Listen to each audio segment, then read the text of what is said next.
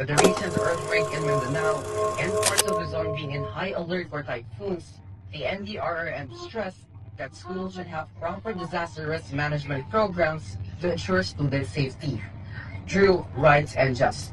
Ginigang Safra for The Flash. OMG, that's so scary. Like, I need to inform my fans na.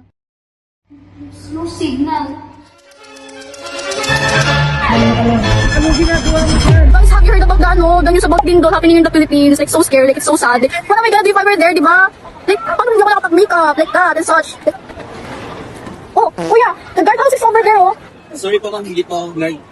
Deliveries your po. Hello! Sorry, hindi. Nagkamadali po ako ma'am eh. No, kuya, stay here. Like, you're gonna be famous like super duper duper famous. You can't make that. Please po ano, pwede yung sa SDRMC office na lang po lang. Okay, sure. Diba, we're talking earlier that, you're gonna orient us about, ano yun? Disaster preparedness? Disaster risk preparedness. In terms of lagi kang handa, dapat there kang go back. Oh, so cool. Yes. You can take a look inside. Oh, that's my essential, kuya. Look at this. It's so cool.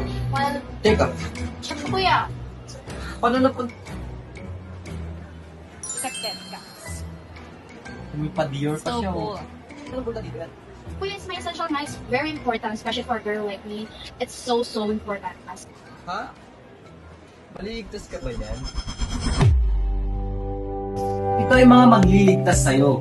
First aid. Paghiwagang flashlight. Whistle. Raincoat. Huwag na huwag kakalimutan ang kalinisan. Meron din dapat tayong hygiene kit, face mask, extra battery, ready to cook meals, or GoPro. Oh, what's that sound? I'm thinking, Wait, huwag ka mag-panic! Mag-cover and ball technique ka! Kalma ka lang. kuya, so na. Kuya, so na. Fumabagal.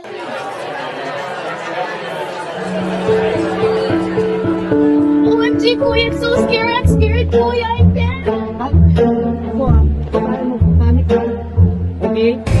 Hoy, umalis ka dyan! Nasa full ka, oh! Mali yung hawak mo, ganito, oh! Mali ka! Dito ba? Ito! Yan! Ano, kuya, so scared tayo sa...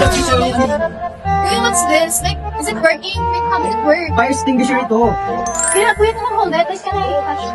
O sige, gusto mo i-demonstrate ko sa'yo kung paano nag-work ito?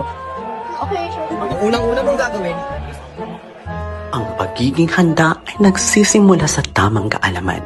Gamitin ang bawat pagkakataong matuto at makiisa sa paghahanda. Dahil sa huli, ligtas ang may alam.